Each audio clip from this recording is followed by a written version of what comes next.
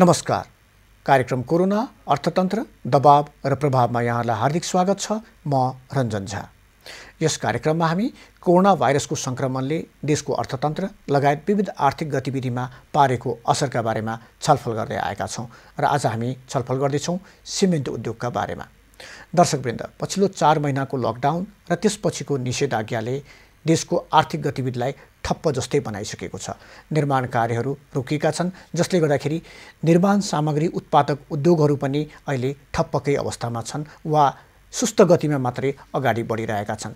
आज हामी यही विषयमा कुराकानी गर्नेछौँ र कुराकानीका लागि हामीसँग हुनुहुन्छ नेपाल सिमेन्ट उत्पादक सङ्घका अध्यक्ष ध्रुवराज थापा, त्यस्तै हामीसँग हुनुहुन्छ शिवम सिमेन्टका कार्यकारी निर्देशक रघुनन्दन मारू र प्युठान सिमेन्ट उद्योगका कार्यकारी निर्देशक डाक्टर ताराप्रसाद पोखरेल।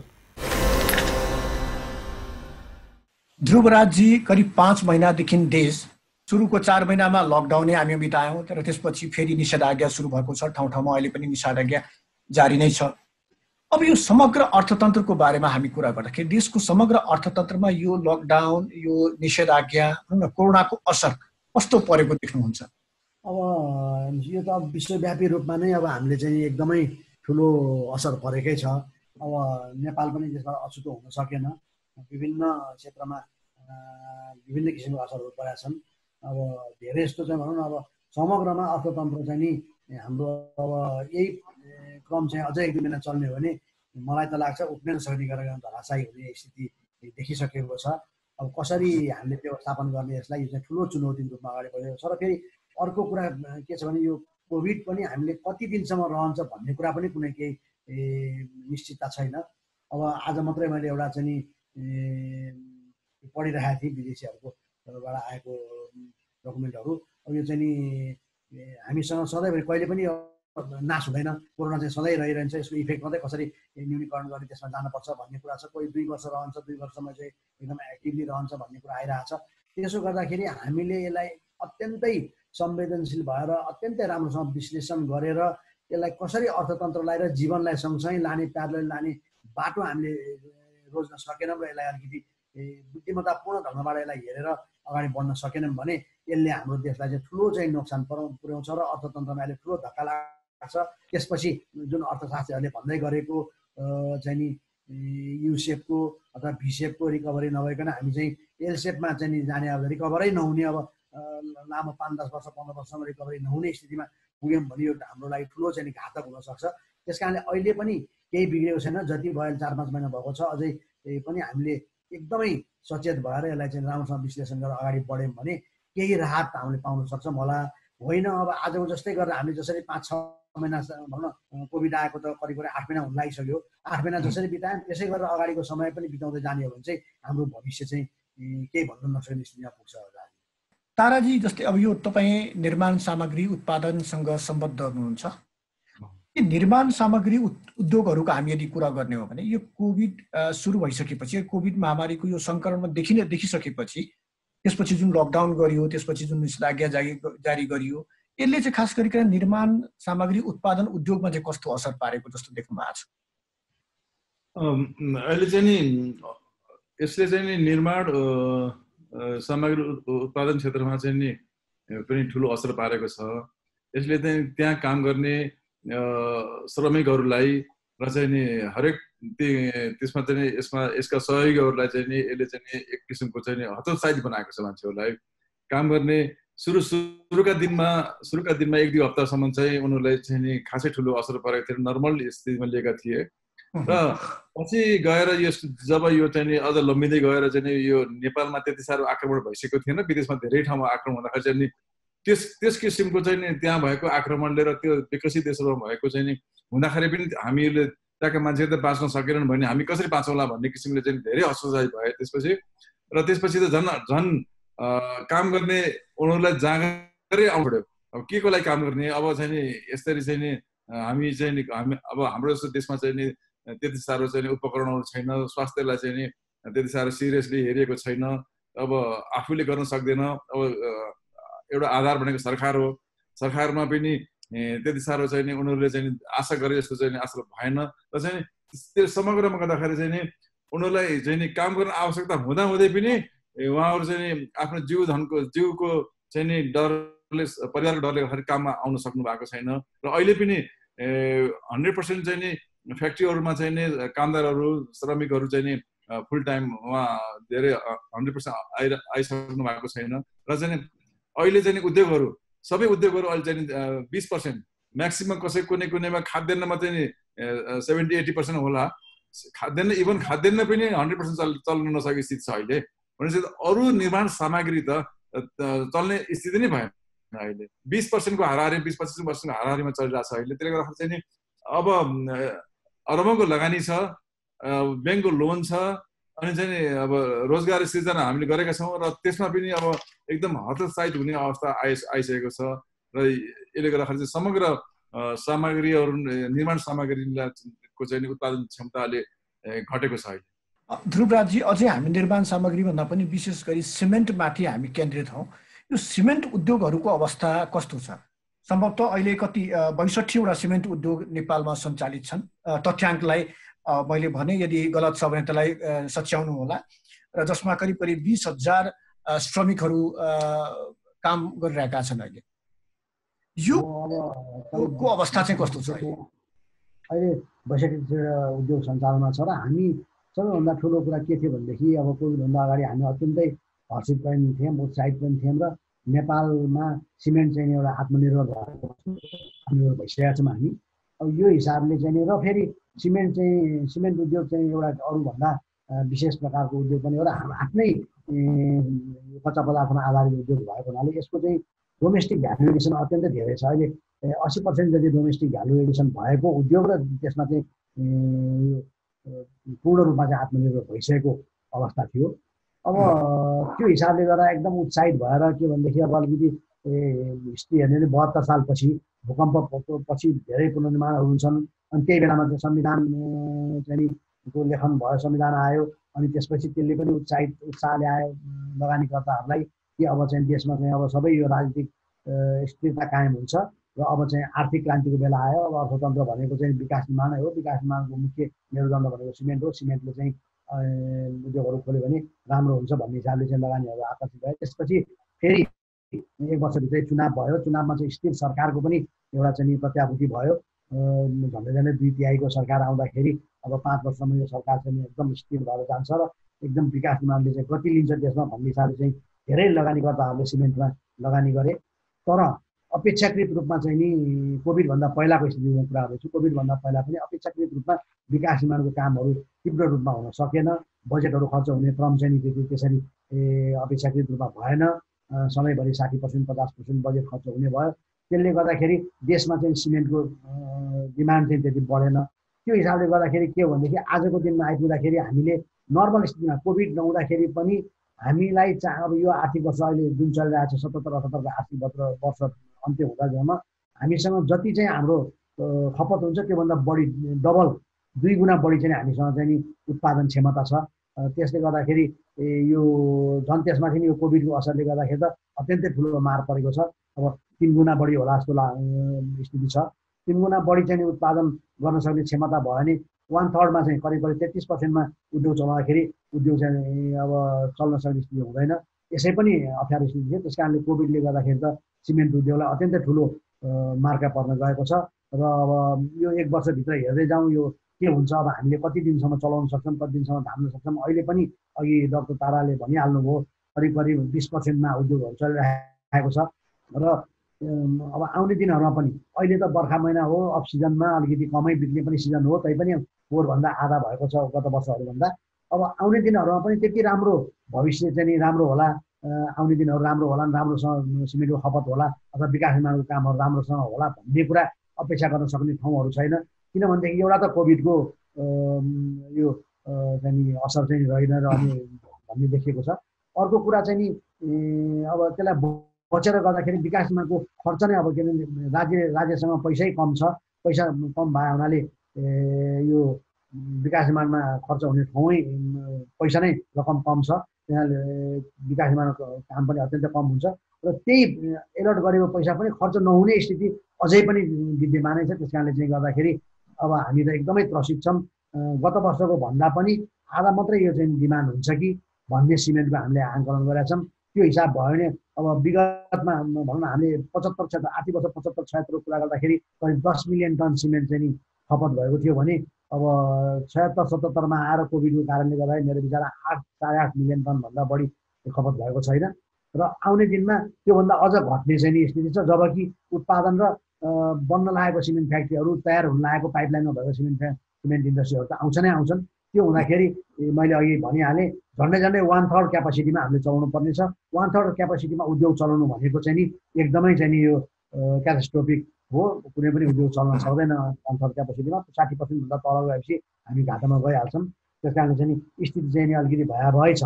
ताराजी, ठ्याक्कै आजको अवस्थामा हामी कुरो गऱ्यौँ भने कोरोना भाइरसको सङ्क्रमण देखिसकेपछि, लकडाउन लागू भइसकेपछि वा भनौँ निषेधाज्ञा जारी भइसकेपछि अहिले सिमेन्ट उद्योगहरूको अवस्था चाहिँ कस्तो छ? अहिले सिमेन्ट उद्योगहरू चाहिँ नि सबै उद्योगहरू चाहिँ नि चलेका त छन्, बन्द कुनै पनि भएको छैन अहिलेसम्म होइन। तर उनीहरूको चाहिँ चल्नेको अवस्था चाहिँ अघि मैले भनिहालेँ 20% 30%मा चलेर 25% चलेर सानो मतलब थोरै क्वान्टिटीमा भए पनि त्यसलाई चाहिँ लाइभ नै राखेको छन् उनीहरूले सबैले। किनभने चाहिँ नि त्यो सानो तिनो खर्च भए पनि निकाल्न सकिन्छ कि भन्ने चाहिँ हो। तर उद्योगलाई बचाउने काम मात्रै भएको छ, खालि सञ्चालन मात्रै भएको छ। तर चाहिँ एउटा चाहिँ नि आशा मारिसकेको छैनौँ। किनभने चाहिँ नि यो कोरोनाको भनेर हामी बस्ने अवस्थामा पनि हुँदैन होला। सरकार होइन काम गर्नुपर्छ, काम गर्दै यससँग भिड्दै जानुपर्छ भन्ने चाहिँ मान्यताले चाहिँ नि अब कसैले पनि उद्योगीहरू चाहिँ हात बाँधेर बस्ने स्थिति छैन। जसले पनि काम गरिरहेका छन् कोरोनासँग लडेर। हामीहरू पनि हरेक क्षेत्रमा चाहिँ नि मन्त्रालयमादेखि लिएर ब्याङ्कदेखि लिएर हरेक क्षेत्रमा चाहिँ नि कोरोना भए पनि हामी चाहिँ आफ्नो चाहिँ एउटा चाहिँ दूरी कायम गरेर एउटा सामाजिक दूरी कायम गरेर आफ्नो हिसाबले काम गरिरहेका छौँ। उद्योगहरूले पनि काम गरेको स्थिति छ। तर अब यसमा चाहिँ नि उद्योगहरूले चाहिँ नि यो अवस्थामा चाहिँ सरकारबाट ठुलो आश गरेको छ। जुन जस्तो चाहिँ नि बजेट चाहिँ नि विकासको बजेटलाई एलोकेट गर्नै पर्यो होइन। अनि चाहिँ त्यसमा त्यो क्षेत्रलाई चाहिँ बजेट निकासा दिनै पर्यो र काम गर्नु पर्यो भन्ने चाहिँ यो उद्योगहरूको चाहिँ ठुलो आश गरिरहेका छन्। जसले गर्दाखेरि चाहिँ उद्योगहरू सञ्चालनमा आओस् भनेर। र यही स्थितिमा चाहिँ हामीहरू हरेक क्षेत्रमा चाहिँ हामीहरू चाहिँ उद्योगीहरू सिमेन्ट उत्पादन सङ्घ पनि यसमा सङ्घले नै लागिरहेको छ। मिटिङ बसिरहेका छौँ र हामीहरू चाहिँ हरेक मन्त्रालयमा गएर मन्त्रीहरूसँग पनि भनिरहेको छौँ कि हामीलाई चाहिँ नि काम गर्ने वातावरण बनाइदिनु पर्यो। अब उत्खननलाई रोक लाउनु भएन, उत्खनन हुनु पर्यो, र मेटेरियल ल्याउनु पर्यो, ढुवानीलाई सुविधा दिनु पर्यो भनेर चाहिँ नि र चाहिँ नि सिमेन्ट ढुवानीलाई रोक्नु भएन भन्ने कुराहरूमा चाहिँ नि सबै उद्योगीहरू चाहिँ नि हामी सिङ्गो संस्थाले लागेर चाहिँ नि यसलाई चाहिँ आग्रह गरिरहेको छ। र हामीले चाहिँ नि योसँग लडेर काम गर्नुपर्छ भन्ने एउटा चाहिँ नि ठुलो आशाका साथ हामी लागिरहेका छौँ। र त्यही स्थिति छ उद्योगहरूको। जस्तै यो त ठिकै छ, उद्योग त सञ्चालन हुनैपर्छ, अलिकति सेफ्टी भनौँ न सुरक्षाका उपायहरू अपनाएर यो सञ्चालनमा आउनुपर्ने हुन्छ।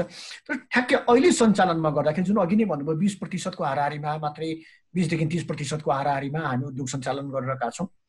यो पूर्ण रूपमा सञ्चालनमा आउन नसक्नुको कारण चाहिँ के? जस्तै कच्चा पदार्थ, जनशक्ति, बजार, सबभन्दा ठुलो समस्या चाहिँ के अहिलेको अवस्था? सबभन्दा ठुलो समस्या भनेको अहिलेको बजार हो। माग छैन अहिले, डिमान्ड चाहिँ अब मागै छैन बजारमा अहिले। किनभने चाहिँ बजारमा माग नहुनुको मतलब यो चाहिँ नि निर्माण भइरहेको छैन। जुन ठाउँमा चाहिँ एउटा त चाहिँ नि यो चाहिँ नि बर्सातको मौसम पनि हो अहिले होइन। यो बेलामा चाहिँ नि कमै हुन्छ, अरू विगतका वर्षहरूमा पनि कमै हुने बेला हो। तर कोभिडको कारणले चाहिँ अझ आधी घट्यो कि अझ बढी भयो। यो बजारको माग नभएर अहिले चाहिँ नि उत्पादन नभएर हामीलाई उत्पादन गर्नलाई चाहिँ नि हामी अहिले सक्छौँ। अहिले पनि हामीले उत्पादन गरेर दिनलाई चाहिँ हामी सक्षम छौँ। र मेटेरियल पनि हामीसँग छ। अनि कामदारहरू पनि मतलब भनौँ न 2 सिफ्ट नभएर चाहिँ नि 1 सिफ्ट चलाएर भए पनि जसरी पनि हामी चाहिँ पूर्ति गर्न सक्छौँ। तर बजारको अहिले चाहिँ मागै छैन। ध्रुवराजी, जस्तै माग नै घट्यो, यो माग घट्नु भनेको कोरोना मात्रै कारण हो या अरू पनि केही कारणहरू? अब अहिले माग घट्नुको प्रमुख कारण चाहिँ अब यो अघि ताराजीले पनि भन्नुभयो। पहिला कुरा त के हो भनेदेखि यो वर्षाको सिजन, यो सिमेन्टको सिजन र अफ सिजन हुन्छ। दुईवटा विशेष गरेर 3टा सिजनमा काम हुन्छ। एउटा एकदमै लो डिमान्ड हुने सिजन हो अहिले। त्यसपछि अलिकति मङ्सिर पुस माघमा अलिकति मध्यम माग हुन्छ र अनि फागुन चैत वैशाख जेठ असार चाहिँ नि उच्च माग हुने हो। अब अरू बेला पनि हाम्रो 50%मा चल्ने उद्योग हो यो, यति बेला चाहिँ नि माग एकदम सबैभन्दा कम भएको बेला हो। तर त्यसलाई पनि अझ आधाभन्दा बढी घटाइदियो, 60% माग अझ घटाइदियो यो कोभिडले गर्दाखेरि। कोभिड, बाढी पहिरो र यसको इफेक्ट चाहिँ के भनेदेखि कोभिड अहिले भन्दाखेरि कोभिड मात्रै नभनिकन अब कोभिडकै असरले गर्दाखेरि बजेट छैन, बजेट चाहिँ सुरु भएको छैन र जुन निजी क्षेत्रका निर्माणहरू थिए ती निजी क्षेत्रका निर्माणहरूको काम पनि अब यो कोभिडले गर्दाखेरि मान्छे सुस्त, अब अहिले त्यो उत्साह नै छैन मान्छेले जाँगर। अब यो विकास कसैले प्राइभेट घर बनाइराख्ने छ भने पनि एउटा कुरा त अर्थतन्त्र चलायमान नभएपछि, अर्थतन्त्र सङ्कुचन हुँदै गएपछि पुरा बजारै चाहिँ नि शिथिल हुने अवस्था आउने नै भयो। त्यसले गर्दाखेरि भोलि घर बनाएर भाडामा जाँदैन, किन घर बनाउने, अब यस्तो स्थिति छ, घर बनाउने मान्छे पनि पाइँदैन, कसरी घर बनाउने भन्ने कुराले चाहिँ नि निजी क्षेत्रको निर्माण पनि अत्यन्तै कम भएको छ अहिले, न्यून भयो। सरकारी क्षेत्रको त यसै पनि कम छँदैछ, हुने भयो। र अहिले चाहिँ जुन 60% माग घटेको छ यो चाहिँ यसको चाहिँ प्रमुख कारण भनेको चाहिँ कोभिड नै हो। हामीसँग रघुनन्दन मारुजी जोडिनु भएको छ। रघुनन्दनजी, यहाँलाई स्वागत छ। हाम्रो कुराकानीको क्रमलाई म फेरि अगाडि बढाउँछु। हामी ताराजी जुन अहिले जुन छ यो कच्चा पदार्थको, त्यसपछि जनशक्तिको र बजारलाई, यी तीनटालाई हामी कसरी व्यवस्थापन गरिरहेको छौँ, खास गरिकन यो सिमेन्ट उद्योगहरूले? कच्चा पदार्थहरू चाहिँ नि हामीले अब 80% त लाइमस्टोन, नेपालकै लाइमस्टोन हो।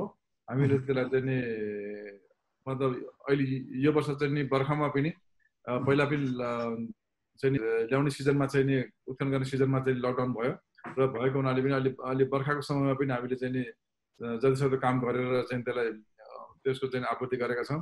र यसमा लाग्ने चाहिँ अर्को चाहिँ नि कोइला हो। यो कोइला पनि हामीले चाहिँ नि पहिले नै यसको चाहिँ जो गरिसकेको हुन्छ किन बर्खा मौसमलाई भनेर, र त्यसले गर्दा चाहिँ हो त्यो चाहिँ गरेका छौँ कच्चा पदार्थको। अनि अब यहाँ श्रमिकहरू चाहिँ नि धेरै जसो चाहिँ नि अहिले लोकलै भएको हुनाले हामीले चाहिँ नि सुरुका दिनमा चाहिँ उहाँहरूलाई छुट्टी दियौँ, घर बस्नुभयो। र पछि चाहिँ नि जेठ 25 गते खुलिसकेपछि 26-27 गतेदेखि त्यसपछि बिस्तारै उहाँहरूलाई चाहिँ काम चाहिँ नि हामीले सुरु गरेछौँ। र सुरुमा चाहिँ हामीले चाहिँ एक सिफ्ट काम गरेर आएको छौँ अहिले, किनभने 2 सिफ्टमा चाहिँ डिमान्ड पनि छैन। त्यो हुनाले चाहिँ सिमेन्टहरू एक सिफ्टमा हुन्छ र चाहिँ क्लिङ्कर चाहिँ तपाईँको चाहिँ नि 24 आवर चल्ने हुनाले क्लिङ्करको प्रोजेक्टहरू चाहिँ 24 आवर चल्छन्। र ती पनि फेरि बन्द भयो भने एकैचोटि 15 दिन बन्द हुन्छ, लकडाउन के अरे सटडाउन गर्नुपर्ने हुन्छ। र अरू ग्राइन्डिङ युनिट चाहिँ आवश्यकता अनुसार चाहिँ नि त्यसलाई चाहिँ चलाउँछौँ। र त्यो अनुसार चाहिँ हामीले बजारको डिमान्ड धेरै नभएको हुनाले थोरै मेन पावरबाट पनि हामीले चाहिँ यसलाई चाहिँ मतलब व्यवस्थित गरेर चलाएको छौँ। र अर्को कुरा मार्केट हेर्ने भने अब मार्केटमा पनि फेरि सिमेन्ट उत्पादन गरेपछि ढुवानी गर्नु पर्यो, ट्रकहरूको पनि समस्या छ फेरि। र चाहिँ नि अहिले चाहिँ नि त्यसमा चाहिँ सीमित मात्रामा चाहिँ ट्रकहरू छन्। र हुन त त्यति धेरै जति पहिला त्यति आवश्यक छैन अहिले। अब 20% को लागि चाहिँ नि ट्रकहरू पनि थोरै भए पुग्छ। र त्यसले गर्दा चाहिँ नि ढुवानीको पनि समस्याहरू चाहिँ त्यति साह्रो छैन। र मेन कुरा चाहिँ नि बजारको समस्या छ। अहिले बजारमा डिमान्ड छैन, डिमान्ड नभएपछि ल गोदाममा राख्ने कुरा भएन। यो अरू जस्तो चिजहरू चाहिँ 2-3 महिना राखेर बेच्ने भन्ने कुरा हुँदैन। यो त तुरुन्त युज गर्नुपर्ने चिज हो, सिमेन्ट भन्ने चिज होइन। साइडमा लैजानको लागि पनि अहिले बाढी पहिरो दुनियाँ चाहिँ नि गर्दाखेरि काम पनि त्यहाँ ढिलो, काम पनि कम भएको छ र बाढी पहिरो गर्दाखेरि बाटो पनि अवरोध भएको स्थिति छ। र त्यसरी चाहिँ नि खालि बजारमा चाहिँ नि अलिअलि बन्ने भवनहरू चाहिँ नि घरहरू भनौँ अलिअलि त्यसमा चाहिँ युज भएको छ। र त्यसले गर्दा चाहिँ नि अहिले चाहिँ बजारको स्थिति चाहिँ नि अलिकति कम, यो 3 क्षेत्रमा भन्दा बजारको स्थिति चाहिँ अलिक कमजोर देखिएको छ अहिले। र त्यसले गर्दा चाहिँ अब जति डिमान्ड छ त्यो अनुसार चाहिँ नि हामीले चाहिँ नि त्यसको आपूर्ति गरिरहेका छौँ। प्रभुजी, हामी कुरो गरिरहेका थियौँ 4 महिनादेखि हामी लकडाउनमा थियौँ, त्यसपछि अहिले निषेधाज्ञा फेरि जारी भएको छ र विभिन्न उद्योग व्यवसायमाथि यसले पारेको असरको बारेमा कुरो गरिरहेका थियौँ। र खास गरिकन हामी सिमेन्टको बारेमा कुरो गर्दैछौँ। तपाईँ स्वयं एउटा ठुलो सिमेन्ट उद्योग सञ्चालन गर्दै हुनुहुन्छ, के समस्या अहिले भोगिरहनु भएको छ तपाईँहरूले? सबभन्दा बढी चाहिँ अहिले समस्या भोगिराखेको हामीहरूले जुन यो कोरोनाको जुन यो पिरियड अहिले पेन्डेमिक जुन पिरियड अहिले गयो लास्ट 4 महिना 4.5 महिनादेखि, यो पिरियड भनेको हाम्रो ड्राई सिजन हुन्छ र ड्राई सिजनमा हामीले चाहिँ चुनढुङ्गा जुन हाम्रो जुन बेसिक र मेटेरियल छ त्यो र मेटेरियल प्रोक्योर गर्नुपर्ने अवस्था हुन्छ। त्यो र मेटेरियल चाहिँ वास्तवमा यो बन्दीको कारणले गर्दाखेरि पहिला पनि लकडाउन भयो र लकडाउन पछि खुल्न बित्तिकै सबै कुरो चाहिँ फेरि चाहिँ तालमेलहरू मिलाउन गर्दै टाइम लाग्यो। केही चल्यो, त्यसपछि फेरि अहिले लकडाउनको स्थिति छ।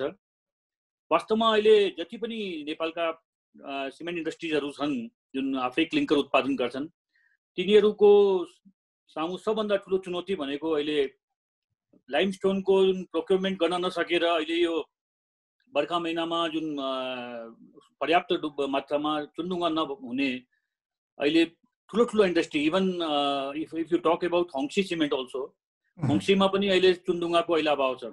उनीहरूले पनि अस्ति हामीहरूसँग भनेको केही चुनढुङ्गाहरू तपाईँले चाहिँ त्यहाँबाट चाहिँ गर्न सक्नुहुन्छ भने पठाइदिनुहोस् भने, त्यस्तो अवस्था यो एउटा चाहिँ मैले ठुलो एउटा चुनौतीको रूपमा यो देखेको। अर्को कुरो चाहिँ भर्खर चाहिँ यसले ताराजीले भन्नुभयो बजारको, वास्तवमा अहिले जुन यो कोरोनाले गर्दाखेरि जति पनि कन्स्ट्रक्सन्स ठुला ठुला कन्स्ट्रक्सन्सहरू छन् त्यो कन्स्ट्रक्सनहरू प्रभावित भएका छन्। मेन पावरहरू, दक्ष मेन पावरहरू, अदक्ष मेन पावरहरू पनि भारत जुन अहिले दक्ष मेन पावरहरू जुन भारतबाट जुन हामीले ल्याएर केही हाम्रो उद्योगमा हामीले चाहिँ प्रयोग गरिराखेका थिए तिनीहरू पनि फिर्ता गयो र तिनीहरूलाई पनि हामी फिर्ता ल्याउन सकेको छैन अहिलेको परिस्थितिमा। र कन्स्ट्रक्सन एक्टिभिटी पनि वास्तवमा धेरै कम छ अहिले चारैतिर। कन्स्ट्रक्सन एक्टिभिटी कम भएको कारणले गर्दाखेरि डिमान्ड सृजना भएको छैन। उत्पादन क्यापेसिटी सबैको अहिले लास्ट 1 सालमा 1.5 सालमा सबैले उत्पादन क्यापेसिटी पनि बढायो। त्यसले गर्दाखेरि हामीलाई चाहिँ अहिले बजार पनि एउटा चुनौतीको रूपमा हामीले लिइराखेका छौँ। रघुजी, अहिलेको अवस्थामा नेपाल चाहिँ यो सिमेन्टमा आत्मनिर्भर भइसक्यो हो, सम्पूर्ण रूपमा आत्मनिर्भर भइसक्यो भन्न मिल्छ? डेफिनेटली हामी चाहिँ सिमेन्टमा पूर्ण रूपले आत्मनिर्भर भइसकेका छौँ। हामी अहिले इभन अब वास्तवमा धेरै अगाडि हाम्रो अध्यक्ष ध्रुवजीले भन्नु पनि भएको थियो कि केही अगर सरकारले हामीलाई चाहिँ सहयोग गर्यो, सरकारले हामीलाई चाहिँ राम्रो किन्ने अपर्च्युनिटीहरू दियो, कुनै सब्सिडिजहरू केही प्रदान गर्यो भने हामी आउने सालहरूमा हामी सिमेन्ट उत्पादन मात्रै होइन हामी निर्यात गर्ने स्थितिमा पनि पुग्छौँ। जस्तै यो सरकारले सहयोग भनेको के, कस्तो खालको सहयोग? सहयोग भनेको धेरै खालका सहयोगहरू हुन्छन्। हेर्नुहोस्, अब विदेशको यदि हामी कम्पेरिजन गरौँ या कुनै कुराहरू गरौँ भने सरकारले धेरै कुराहरूले प्रोटेक्सन गरेको हुन्छ त्यस्ता इन्डस्ट्रीहरूलाई। त्यसमा एक्सपोर्टको लागि कुनै सब्सिडिजहरू हुन्छ र आन्तरिक उत्पादनमा पनि तपाईँको आन्तरिक लागत कसरी कम गर्न सकिन्छ त्यसको लागि उनीहरूले चाहिँ धेरै कुराहरू फेसिलिटेट गरेको हुन्छन्। ट्याक्सेसनहरूमा रिलिफ गरेको हुन्छन् होइन, बिजुलीहरूकोमा रिलिफ गरेको हुन्छन्। यहाँ त हामी धेरै विषम परिस्थितिमा गुजिरहेको हौँ जस्तो लाग्छ मलाई। बिजुलीको विवादको बारेमा हामी एकैछिनमा कुरो गरौँला। म ध्रुवजीको आउन चाहन्छु। ध्रुवजी, अब यो कोरोना त अब यस्तै हो, कहिलेसम्म अघि नै हामीले कुरा गऱ्यौँ, कोरोना कहिले रहने, 2 महिनामा सकिने, 2 वर्षमा सकिने, अझै भन्न सक्ने अवस्था छैन। अब के गर्ने त, कसरी अगाडि बढ्ने? यसरी नै अब सबै ठप्प गरेर बसिराख्ने, 20% उद्योग सञ्चालन गरिराख्ने वा अरू के उपाय अपनाउने? अब या कसरी? मैले पहिला सुरुमै अहिले पृष्ठभूमिको बारेमा पृष्ठभूमिको कुरा गर्दाखेरि नै भनेको थिएँ। अब हामीले एकदमै संवेदनशील भएर सबै किसिमका विज्ञहरूसँग बसेर नेपाल सरकारले वास्तवमा, किनभने सबै कुरा गर्ने भनेको आखिर सरकारले नगरिकन हुँदैन, सरकारले पहल नगरिकन हुँदैन। अब हामीले मात्रै गरेर साध्य छैन। सरकारले चाहिँ के गर्नुपर्छ भनेदेखि सबै किसिमका सबै विज्ञहरू राखेर हामीले 2-3टा अप्सन हामीसँग हुनुपर्छ, अप्सन 1, अप्सन 2, अप्सन 3। अब त्यसमा विस्तृत विश्लेषण गर्नुपर्छ। यो कोभिडको असर यतिसम्म रह्यो भने यो यसो हुने, यदि 6 महिनाभन्दा बढी रह्यो भने अझ अर्को 6 महिना बढी गयो भने यस्तो गर्ने, यो भयो भने यस्तो गर्ने भन्ने कुरा हुनु पर्यो एउटा कुरा। अर्को कुरा, कोरोनाको सँगसँगै पनि हामीले अब यो जसरी अस्ति साउन 8 गतेसम्म लकडाउन भयो, 7 गतेसम्म, त्यसपछि खोलेपछि फेरि एकदमै चाहिँ भद्रगोल यहाँ के पनि नभएको जस्तो गरेर चाहिँ सबै छाडातन्त्र जस्तो भयो। सबै आउने जाने जताततै बजार, रेस्टुरेन्ट, घर पसल सबै ठाउँमा चाहिँ भिडभाड हुन थाल्यो। त्यस्तो किसिमको वातावरण सृजना नहुन दिनको लागि र अर्थतन्त्र र कोभिडलाई प्यारलली लिएर जान सक्नु पर्यो। 2टा नदी बिचमा कोरोना छ, हामीले 2तिरबाट लिएर जान सक्नु पर्यो नसोइकन होइन। अब त्यो गर्नको लागि चाहिँ के भने सरकारले पहल गर्नु पर्यो, हामी सबैले साथ दिनु पर्यो। हामी त्यसमा सबैमा साथ दिन सहयोग गर्न तयार छौँ। अब यसको लागि के भनेदेखि हाम्रो सानो देश हो, धेरै ठुलो देश पनि होइन होइन, इन्डिया जस्तो अथवा अमेरिका जस्तो भास्ट ठुलो कन्ट्री भए पनि के पनि गर्न सक्ने कुरा छैन। अब साधारण कुरा हामीले के भने बोर्डरलाई राम्रोसँग सिल गऱ्यौँ, त्यहाँबाट आवत जावत पनि गर्न दियौँ। तर चाहिँ नि यो जुन प्रोटोकलहरू स्वास्थ्य विज्ञहरूले जुन प्रोटोकल राख्नु भएको छ अथवा WHO ले जुन प्रोटोकल बनाएको छ त्यसले त्यो प्रोटोकल अनुसार मानेर क्रस बोर्डर चाहिँ नि मुभमेन्ट गर्दाखेरि चाहिँ क्वारेन्टाइनमा राख्ने, टेस्ट गर्ने, त्यसपछि चाहिँ नि कन्ट्याक्ट ट्रेसिङहरू बाहिर आइसकेको मान्छेले कन्ट्याक्ट ट्रेसिङ गर्ने आदि इत्यादि सबै कुरा एकदमै राम्रोसँग व्यवस्थित गरेर विदेशबाट अब बाहिर आउने मान्छेलाई पनि टेस्ट गरेर जस्तो अहिले 16 गतेदेखि खुल्ने के अरे अन्तर्राष्ट्रिय उडान खोल्ने तर चाहिँ 72 घन्टाभित्र टेस्ट गरेको टेस्ट रिपोर्ट ल्याउनु पर्ने यहाँ आएर 7 दिनभित्र कोभिड के अरे क्वारेन्टाइनमा बस्नुपर्ने 7 दिन र त्योभित्र टेस्ट गरेर अनि बल्ल पठाउने भनेको छ। त्यस्ता किसिमको जुन प्रोटोकलहरू छ त्यो चाहिँ नि ल्यान्डबाट बोर्डर ओभरल्यान्ड बोर्डरमा पनि र बाहिर आउने मान्छेहरूलाई पनि सबैलाई त्यसरी हामीले क्रस गऱ्यौँ र अहिले यो भित्रको चाहिँ 1 हप्ता 2 हप्ता बन्द गरेर भित्रको सबै कन्ट्याक्ट टेस्टिङहरू गरेर राम्रोसँग टेस्ट गर्न सक्यौँ र यसलाई चाहिँ नि जति जति सङ्क्रमित छन् त्यसलाई आइसोलेसन गर्न सक्यौँ भने एउटा कुनै न कुनै नतिजासम्म पुग्न सक्षम होला। अब म त्यसको स्वास्थ्य विज्ञ नभएको कारणले गर्दा एउटा चाहिँ रफली लेम्यान आइडिया मात्रै भनेको, तर के भने उपाय निस्किन सक्छ किनभने अरू फेरि विकल्प पनि छैन। किनभने कोरोनाले अब अहिले भने अघि मैले भने थुप्रै अब विज्ञहरूको भनाइअनुसार कमसेकम पनि 2 वर्ष यसको असर रहन्छ। 2 वर्ष असर रहने भएको हुनाले हामीले 2 वर्षसम्म यसरी हात बाँधेर घरमा बन्द गरेर बस्न पनि सक्दैनौँ। त्यस कारणले चाहिँ अब हामीसँग एउटै मात्रै विकल्प छ, हामीले प्यारलली जाने। प्यारलली जानलाई के गर्नुपर्छ, के सुरक्षा विधि अप्नाउनुपर्छ, के प्रोटोकल अप्नाउनुपर्छ, कसरी चलाउनुपर्छ, अब फ्याक्ट्री कसरी चलाउने, बजार व्यवस्थापन कसरी गर्ने, मान्छे हिँड्ने कसरी, ताकि अर्थतन्त्र पनि चलायमान भइरहोस्। ठिक छ 100% हुँदैन भने पनि 80% होला, 70% होला, 70%मा अर्थतन्त्र पनि चलायमान होस् र स्वास्थ्यको चाहिँ नि एकदमै ग्यारेन्टी पनि होस्, जनसमुदायमा फैलिन नपाओस् भनेर गर्नको लागि हाम्रो जस्तो सानो देशमा गर्न सकिन्छ जस्तो मलाई लाग्छ। तर त्यस कारण सबैभन्दा त्यसको लागि चाहिँ के भने सरकारसँग डिटर्मिनेसन हुनु पर्यो, विज्ञहरूसँग सल्लाह गर्नु पर्यो। विज्ञ भनेको चाहिँ आफूलेसँग काम गर्ने अथवा त्यही मन्त्रालयको 4-5 जना मात्रै नभइकन अब थुप्रै किसिमका बजारमा विज्ञहरू अहिले नेपालमा कुनै पनि क्षेत्रको विज्ञहरूको कमी छैन।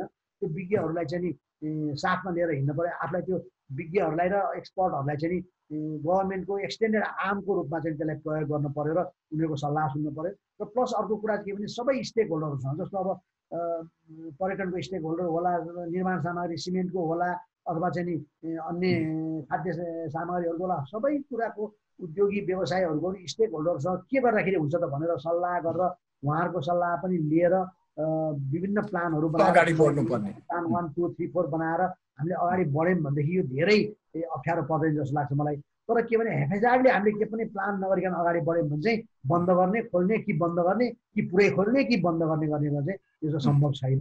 यसरी चाहिँ सबै हाम्रो अर्थतन्त्र पनि धराशायी हुन्छ, हाम्रो समाज पनि धराशायी हुन्छ, हामी सबै मर्छौँ। आज चाहिँ हस्पिटल छैन, अब भोलि हामीलाई रोग लाग्यो भने कहाँ जाने भन्ने कुरा हाम्रो सुनिश्चितता भएको छैन।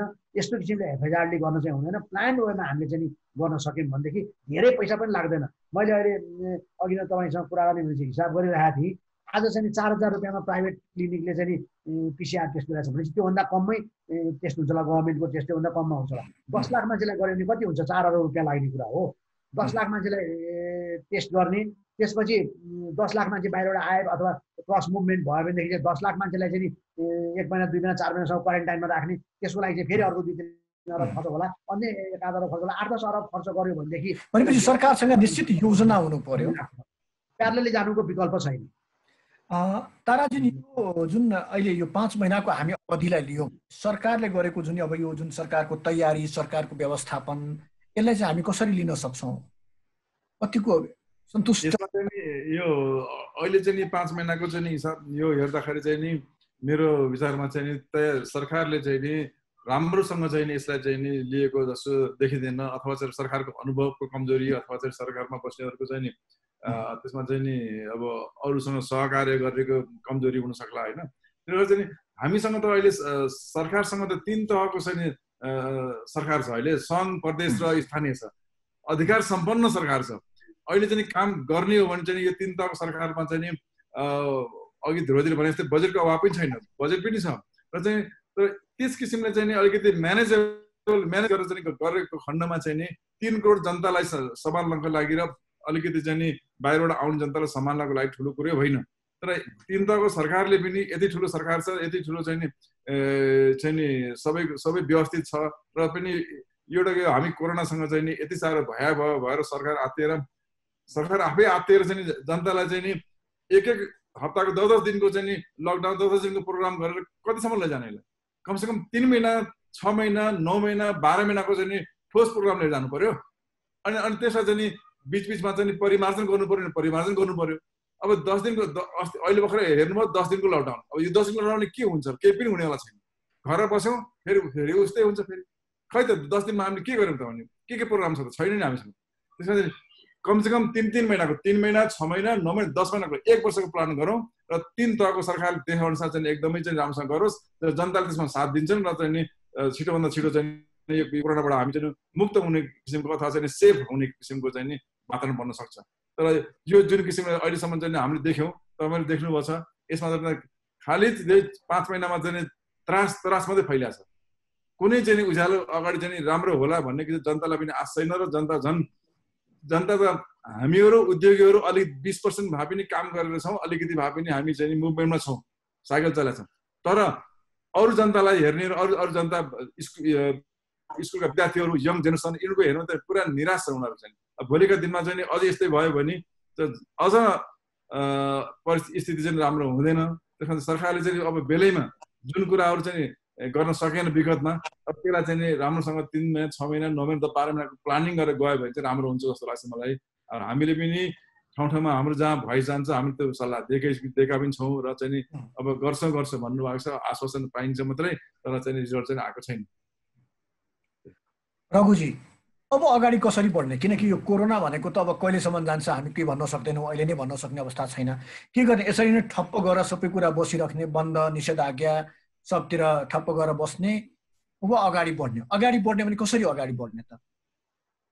यसमा सबभन्दा इम्पोर्टेन्ट कुरा के छ भने सरकारले चाहिँ एउटा स्ट्रङ प्लानिङ गर्नुपर्ने अवस्था, स्ट्रङ प्लान गर्नुपर्ने हुन्छ। स्ट्रङ प्लानिङ भन्दाखेरि अहिलेसम्मको जति पनि कुराहरू जुन हामीले 5-6 महिनामा जुन देख्यौँ नि, लगभग जेठ 11 देखि नै भनौँ, जेठ 11 देखि नै भनौँ, हजुर, त्यसमा वास्तवमा अहिले ताराजीले भने जस्तै सरकारले जति पनि प्लानिङहरू गर्यो त्यो प्लानिङ इनएफिसियन्ट प्लानिङ देखियो कि इनएफिसियन्ट प्लानिङ धेरै सेक्टरहरूमा देखियो कि सबभन्दा पहिला जस्तो यो हुन बित्तिकै जुन बाहिरबाट जुन आउने जति पनि हाम्रा नेपाली दाजुभाइ दिदीबहिनीहरू थिइन् उनीहरूको लागि उनीहरूको जुन पिसिआर टेस्टको थियो त्यो टेस्टमा पनि धेरै कुराहरू चाहिँ अहिले यसमा चाहिँ अलि राम्रो प्रबन्धनको कमी देखियो। किनभने मलाई चाहिँ कहिलेकाहीँ धनगढीबाट पनि फोन आउँथ्यो, हजुर यहाँ चाहिँ मान्छे 7-7 दिनको वेटिङ चलिराखेको छ, एउटा पिसिआर टेस्ट आज गरिन्छ 7 दिनपछि रिपोर्ट आउँछ, के छ पिसिआर टेस्टको लागि केही सहयोग गर्न सकिन्छ। कहिले पूर्वबाट पनि आइराखेको थियो, जहाँ जहाँ जुन एन्ट्री पोइन्टहरू थियो त्यहाँबाट पनि कुराहरू आइराखेको थियो कि भाइ यसमा के गर्न सकिन्छ, तपाईँले चाहिँ कर्पोरेट सोसियल रेस्पोन्सिबिलिटीको हिसाबले पनि केही गर्न सकिन्छ कि भनेर। त्यो एउटा आफ्नो पाटो हो। तर के छ भने यसमा यदि सरकारले यदि राम्रोसँग प्लानिङ गरेको भए यो जुन सिचुएसन छ, म एउटा कुरा हजुरहरूलाई चाहिँ के आग्रह गर्न चाहन्छु भने lockdown is not a solution. Lockdown भनेको तपाईँले यसलाई प्रोलोङ गरिदिने हो, यो एउटा चाहिँ सङ्क्रमणलाई तपाईँले केही दिनको लागि या केही समयको लागि निश्चित समयको लागि तपाईँले त्यसलाई चाहिँ ब्रेक गरिदिने हो, तर यो कुनै सोल्युसन त होइन नि। त्यो बिचमा चाहिँ योजना बनाउनु पर्थ्यो, तयारी गर्नु पर्थ्यो सरकारले। डेफिनेटली जस्तो अहिले अब कुरा गरौँ, जस्तै हाम्रो पडोसी मुल्क भारतकै कुरा गरौँ, भारतमा पनि ठाउँ ठाउँमा लकडाउन गर्यो, तर पछि चाहिँ त्यहाँका स्थानीय गभर्मेन्टहरूले हेऱ्यो कि त्यहाँ lockdown is not a solution, lockdown गरेर कुनै सोल्युसन छैन, त्योभन्दा राम्रो बरु त्यसको एफिसियन्ट म्यानेजमेन्टमा जाउँ। जस्तो दिल्ली सरकारकै कुरा गरौँ, दिल्लीले पछि लकडाउन गरेन, लकडाउन नगरेर उनीहरूले चाहिँ धेरै कन्ट्रोल गर्यो, धेरै कुराहरू कन्ट्रोल गर्यो, पछिल्लो अवस्थामा धेरै कन्ट्रोल गर्यो। कसरी उनीहरूले चाहिँ सोसियल डिस्टेन्सिङको पाटोमा कुरा गरौँ या तपाईँको ट्रिटमेन्टको उसमा गरौँ या क्वारेन्टिनको कुरा गरौँ। आज क्वारेन्टिन एउटा कुरा हो, क्वारेन्टिनमा पनि हामीसँग हेर्नुहोस् जहाँ क्वारेन्टिन सेन्टरहरू बनाइयो सरकारबाट, त्यो क्वारेन्टिन सेन्टर पनि प्रपरली म्यानेज भएन जस्तो हामीलाई फिलिङ छ। त्यसले गर्दाखेरि यो आज सङ्क्रमण बढ्यो, सङ्क्रमण सब चार्ज बढ्या छ, त्रास पनि बढ्या छ, नबढेको होइन। तर यो त्रासलाई कसरी मिनिमाइज गर्ने र कसरी चाहिँ यसलाई चाहिँ राम्रोसँग म्यानेज गर्ने हो, त्यसको वास्तवमा खाँचो छ। मलाई लाग्छ यो चाहिँ राम्रोसँग गरियो भने म्यानेजेबल छ। अब हामी कार्यक्रमको लगभग अन्तिममा पनि आइसकेका छौँ। जस्तै उद्योगी व्यवसायीको सरकारसँग के अपेक्षा अहिलेको अवस्थामा, ध्रुवजी? होइन, अब मुख्य कुरा मैले भनिहालेँ, अब यसलाई चाहिँ उद्योग पनि चल्ने, उद्योग मात्र होइन व्यवसाय सबै चाहिँ अर्थतन्त्रलाई चलायमान राख्नको लागि सरकारले चाहिँ के भनेदेखि आफूले सकिन्छ आफूले गर्ने सकिँदैन विभिन्न विशेषज्ञहरूसँग राष्ट्रिय अन्तर्राष्ट्रिय नेपालमै पनि हरेक कुराको विशेषज्ञ अहिले छन्। अब अन्तर्राष्ट्रिय नेपालमै भएका नेपालका विशेषज्ञ जो अन्तर्राष्ट्रिय क्षेत्रमा काम गरिरहेका छन् उनीहरूको पनि सहायता लिन सकिन्छ। अहिले अब यत्रो प्रविधिको जमाना चाहिँ अब तपाईँ हामी जुममा कुरा गरिरहेछौँ, त्यसै गरेर संसारभरिको कुनै पनि व्यक्तिसँग कुराहरू चाहिन्छ।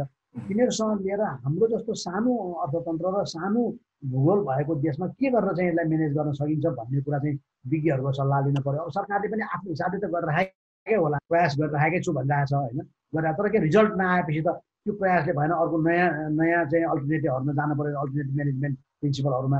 त्यसैले अब के गर्दाखेरि हुन्छ भन्ने कुरामा चाहिँ विज्ञहरूसँग सल्लाह गरेर, अब मैले अघि नै भने हामीले साधारण हिसाबले हेर्दाखेरि त के भने क्रस बोर्डर चाहे बाई एयर अथवा अनल्यान्ड क्रस बोर्डरमा एकदमै टाइट गर्न पर्यो, आउन जान नदिने होइन, आउन जान दिनु पर्यो, तर क्वारेन्टाइन टेस्टिङ को उचित प्रबन्ध हुनु पर्यो। र अहिले जो इनल्यान्डमा चाहिँ अहिले अब हाम्रो देशभित्र फैलिरहेको सङ्क्रमण छ त्यसलाई चाहिँ नि कन्ट्याक्ट ट्रेसिङ गरेर चाहिँ नि यो टेस्टहरू गरेर निर्मूल पार्न पर्यो, 1-2 हप्ता लकडाउन गर्नु पर्यो गरेर।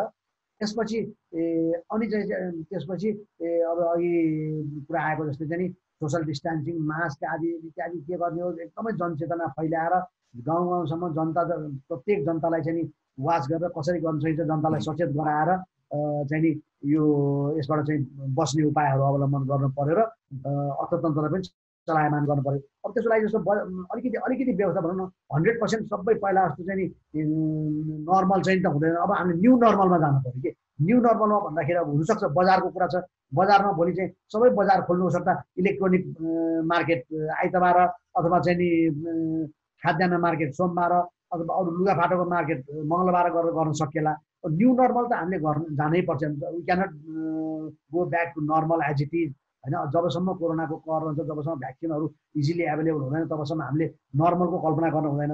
अब हामीले न्यू नर्मललाई एडप्ट गर्ने हिसाबले चाहिँ न्यू नर्मल के हो भन्ने कुरा चाहिँ पहिले हुनुको लागि चाहिँ नि विज्ञहरूसँग सल्लाह गरेर स्टेक होल्डरसँग सल्लाह गरेर के गर्दाखेरि हुन्छ। अर्थतन्त्र ठिक छ 100%मा चल्ने भने 70% 60%मा चल्ने र मान्छेको लाइफ साइकल पनि चल्ने। अब हेर्नुहोस् यस्तो भएर यसो चलाउन सकिएन भनेदेखि त हामी त कुन स्थितिमा पुग्छौँ थाहा छैन। भोलि सबैले खान पाएन भने के हुन्छ यहाँ। अब आज चाहिँ मजदुरहरूले चाहिँ 1 महिना 2 महिना 3 महिना 4 महिना जसरी पनि खाइरहेको छ, सरसापट गर्दा आफ्नो भएको एउटा दुवानाको सुन छ भने त्यो बेचेर अथवा सरसापट गरेर चलाएको छ। भोलि कति दिनसम्म चलाउन सक्छ। अब दैनिक काम गरेर खाने मजदुरहरूको, ट्याक्सी ड्राइभरहरूको, बसको मा काम गर्ने मान्छेहरूको, अब भारी बोक्ने मजदुरहरूको, फुटपाथमा पसल राख्ने मजदुरहरूको के हालत छ हेर्नुहोस् त। हामी यसरी चुप लाएर बसेर मसँग छ भनेर मैले खान सक्छु र भोलि 10 जनाले खान पाएन भनेदेखि त मैले मात्रै खाएर बस्न सक्दिनँ। हामी 4 जना छौँ, 4 जना मात्रै 1 जना मात्रै खाएर त 2 दिन 3 दिन बस्न सक्छ। त्यस्तो दिन त तपाईँको घरमा म आइहाल्छु। यो भयावह स्थिति सृजना हुनबाट रोक्नु चाहिँ हाम्रो सबैभन्दा ठुलो दायित्व हो राज्यको। त्यसको लागि चाहिँ नि विज्ञहरूसँग सल्लाह गरेर स्टेक होल्डरहरूसँग सल्लाह गरेर ओपनली। र अर्को कुरा के भनेदेखि सरकारले अहिले भनौँ न अहिले कोरोनाको कारणले गर्दा सरकारले 10-12 अरब खर्च गरेको भन्ने कुरा अहिले बजारमा आइरहेको छ। 10-12 अरब भन्ने कुरा राज्यको लागि धेरै ठुलो कुरा होइन, खरब खर्च गरे पनि गर्नु पर्यो नि। अब 1 वर्ष जान्छ नि त के हुन्छ त। अर्को वर्ष हामीले रिकभरी भिसेपमा रिकभरी गर्न सकेन भने त्यो खरब त 1 महिनामै कमाउन सक्ने हामी के हुन्छ र। 1 महिना गयो भने के हुन्छ। अहिले चाहिँ 12 अरब खर्च गरेको छ, अहिले राम्रोसँग व्यवस्थापन गर्नु पर्यो, अर्को 20 अरब खर्च गर्नु पर्ला, अर्को 10 अरब खर्च गर्नु पर्ला। सदुपयोग हुनु पर्यो, त्यसको सदुपयोग हुनु पर्यो। राज्यले मुठी बाँधेर म कर पनि लिन्छु, सबै कुरा लिन्छु, मेरो गाडी चाहिँ यथावत चल्नुपर्छ, अरूको गाडी त्यसै होस् भन्नु भएन।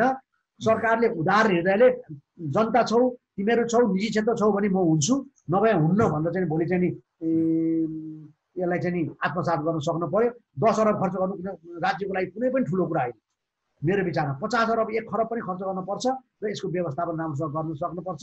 यो 1 खरब भनेको कुरा 1 महिनामा जसो आउँछ, 1 महिनामा कर आउँछ, सबै कुरा आउँछ नि।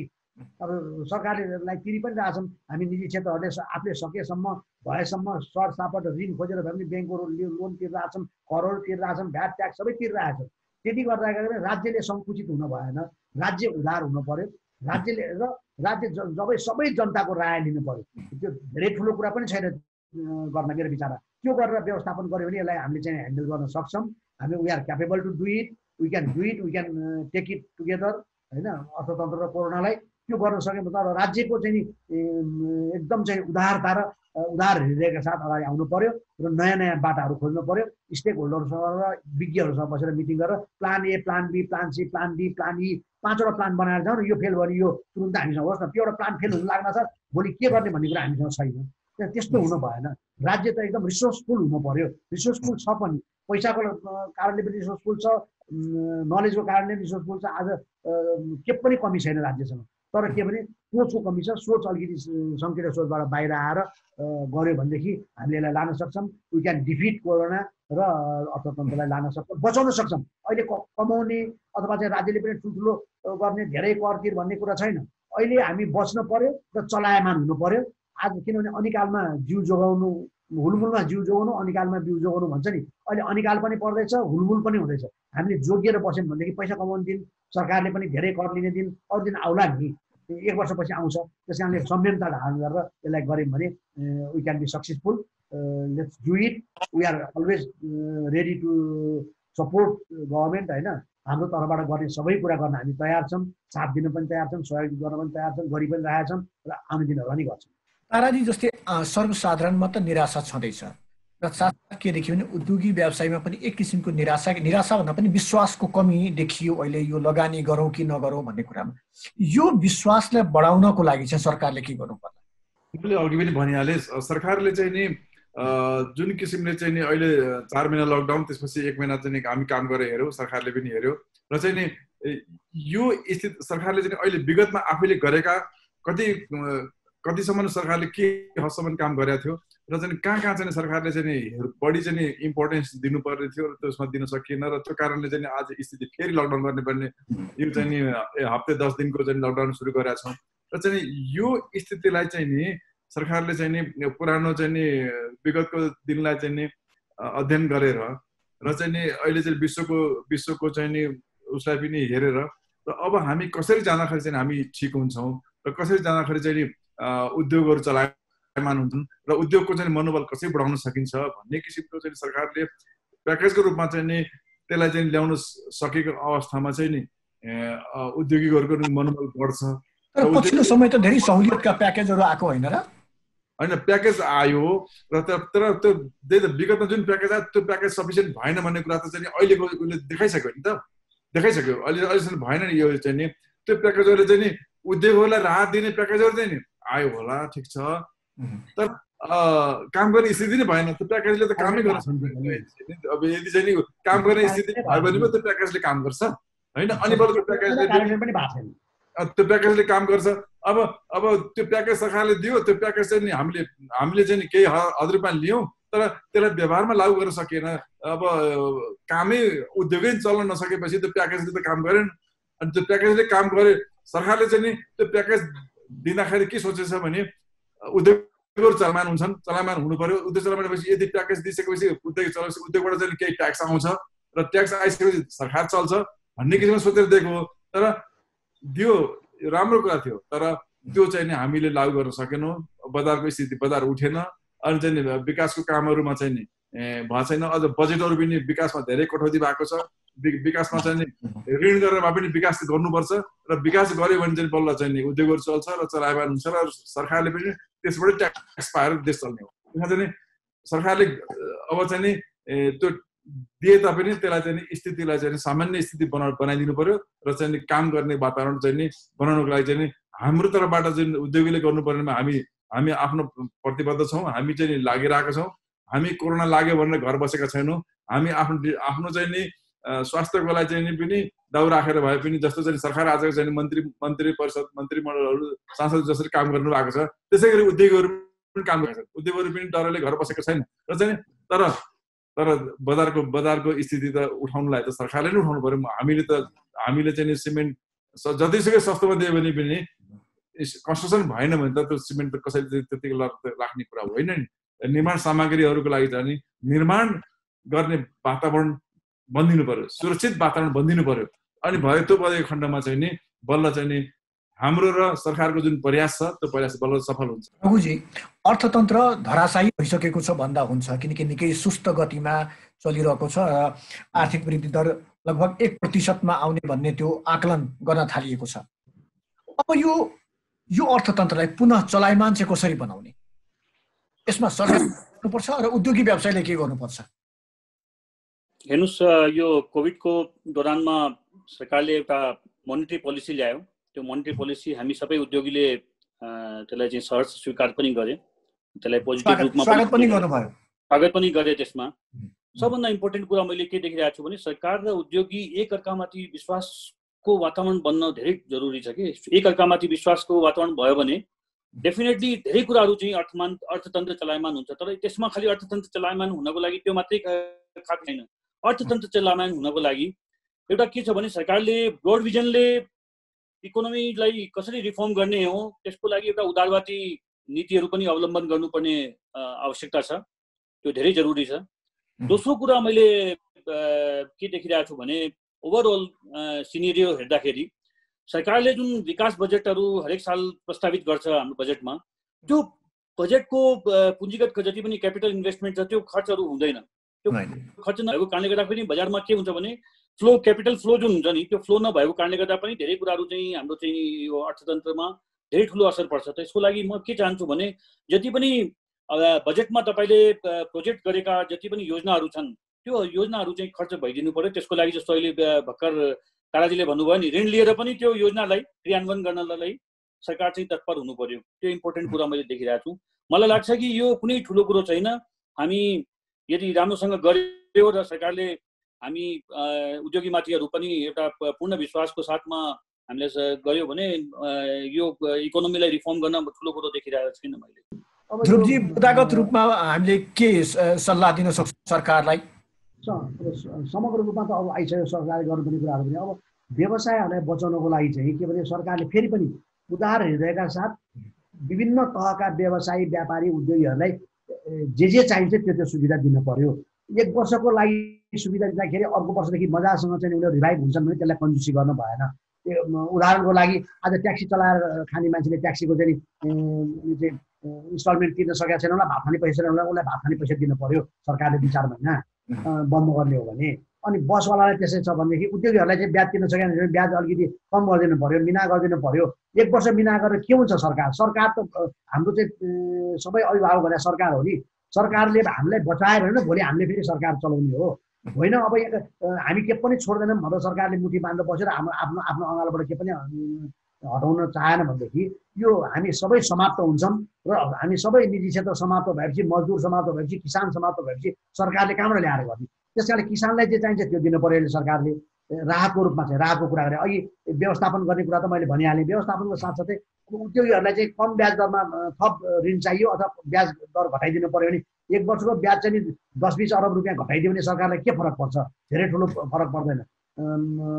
धेरै ठुलो जाने पनि कुरा छैन। हामीले 2% 3% ब्याज सहुलियतको कुराहरू छौँ। अब मौद्रिक नीतिबाट जुन चाहिँ नि प्याकेजका कुराहरू आए, स्टिमुलस प्याकेज भनेर, त्यो प्याकेजले चाहिँ नि चाहिँ नि तल्लो वर्गकोलाई छुने भयो, माथिल्लो वर्गलाई ठुलो उद्योगहरूलाई छुने भयो, के पनि आएन। अब भनौँ न, हिजो अस्ति कुरा आइसक्यो, जसले चाहिँ नि 4 अरबको रुपियाँको प्रोजेक्ट इन्भेस्ट गरे मान्छेलाई 4 अरब रुपियाँ जसको ऋण छ त्यसलाई 20 करोड रुपियाँ चाहिँ नि यो सहुलियत ऋण प्रदान गरेर के फाइदा, रिफाइनेन्सिङ गरेर के फाइदा छ? त्यसमा 1.5% 2% ब्याज दर घटेर के पनि त्यसको सिग्निफिकेन्ट इम्प्लिकेसन नै त्यसमा इम्प्याक्ट नै त्यसमा आउँदैन भने त्यसको कुनै महत्त्व छैन। त्यसैले सरकार उदार भएर सहयोग गर्नु पर्यो। सरकारले उदार 1 वर्ष सहयोग गर्नु पर्यो, 1 वर्ष सहयोग गर्नु पर्यो, व्यवस्थापन राम्रो गरेर प्यारलली लानु पर्यो। अर्को वर्ष हामी त्यसको पूर्ति गरिदिइहाल्छौँ नि। फेरि हामी तिर्छौँ नि त, हामी तिर्छौँ। योभन्दा 1% बढीमा आए पनि तिर्छौँ, 5% चाहिँ इन्कम ट्याक्स बढीमा आए पनि दिन्छौँ। है, कोरोनाले यो वर्ष यस्तो भएको थियो, यो वर्ष चाहिँ 5% इन्कम ट्याक्स बढी लगाइएछ भन्नुहोस् न, इन्कम भएपछि तिर्छौँ नि। आज इन्कम नभएको बेलामा राहत दिने भनेको चाहिँ अर्थ मन्त्रालय बजेटमा के राहत आयो भने यो 1 करोड रुपियाँसम्म कारोबार गर्नेले आम्दानी गर्यो भनेदेखि आयकरमा 25% छुट भनेर आयो। जब जो मान्छे आय गरिरहेको छ त्यो मान्छेलाई छुटै चाहिँदैन। किन चाहियो? आज मलाई पैसा कमाउनु छैन, आज म सस्टेन मात्रै हुन सकेँ, मैले ब्याङ्कको ब्याज तिर्न सकेँ, आफ्नो मजदुरहरूलाई पाल्न सकेँ भने पनि मेरो लागि ठुलो कुरा हो भने मैले कमाउनु त सपनै देखाएको छैन। आज कमाएपछि तिर्ने कुरामा छुट दिएर भएन। सस्टेन कसरी गराउने भन्ने कुरामा सरकार जानु पर्यो। बरु चाहिँ नि आय हुने मान्छे त त्यो छुट दिनु पर्दैन। जसले आय गरिरहेछ भनेदेखि किन छुट दिनु पर्यो? उसले त आय गरिरहेको छ, उसलाई घाटा परेको छैन, फुल इन्कम ट्याक्स लिनुहोस् न। अर्को वर्ष हामीसँग 5% 10% बढी लियो सरकारले। तर अहिले चाहिँ हामीलाई बचाओस्। अहिले हामी डुब्न लागेका छौँ, हामीलाई डुब्तेका तिन्केका सहारा भन्छ नि, एउटा सानो चाहिँ नि एउटा समूहले डोडिदियो भने पनि हामी बाँच्छौँ भनेर बसिरहेका छौँ। त्यस कारणले आज हामीलाई बचाओस्, सरकारलाई हामी भोलि बचाउँछौँ। अन्त्यमा कुरा त्यही हो। हस् त, समय र संवादका लागि हामीलाई मात्रै होइन, मजदुर किसानलाई पनि बचाउनु पर्यो, फेरि ट्याक्सी ड्राइभरलाई पनि बचाउनु पर्यो, रिक्सा चालकलाई पनि बचाउनु पर्यो, फुटपाथमा पसल थाप्ने मान्छेलाई पनि बचाउनु। उसको भात खाने छैन भने आज सरकारले खान दिनु पर्यो सिस्टममा। कति लाग्छ? महिनाको 3,000 रुपियाँ दियो भने उसलाई उसको गुजारा चल्छ? त्यस्तो त्यो काममा चाहिँ सरकारले उधार हुनु पर्यो। सरकारसँग मेरो एकदम विनम्र अनुरोध आग्रह छ, यो सबै व्यवस्थापन गरेर गयो भने अर्को वर्ष हामी चाहिँ फेरि गरेर हामी चलायमान हुन सक्छौँ नि। ठिक छ। हस् त, समय र संवादका लागि यहाँलाई धन्यवाद। हस् त, हस्। आजको छलफलमा हामीसँग हुनुहुन्थ्यो नेपाल सिमेन्ट उत्पादक सङ्घका अध्यक्ष ध्रुवराज थापा, त्यस्तै शिवम सिमेन्टका कार्यकारी निर्देशक रघुनन्दन मारू र प्युठान सिमेन्ट उद्योगका कार्यकारी निर्देशक डाक्टर ताराप्रसाद पोखरेल। हामी छलफल गर्दैथ्यौँ सिमेन्ट उद्योगमाथि यो कोरोना भाइरसको सङ्क्रमणले पारेको असरबारे। हस् त, कार्यक्रम कोरोना, अर्थतन्त्र, दबाव र प्रभाव आजलाई यति नै। खबरभित्रको खबरका लागि हेर्दै रहनुहोला एबी न्युज खबर।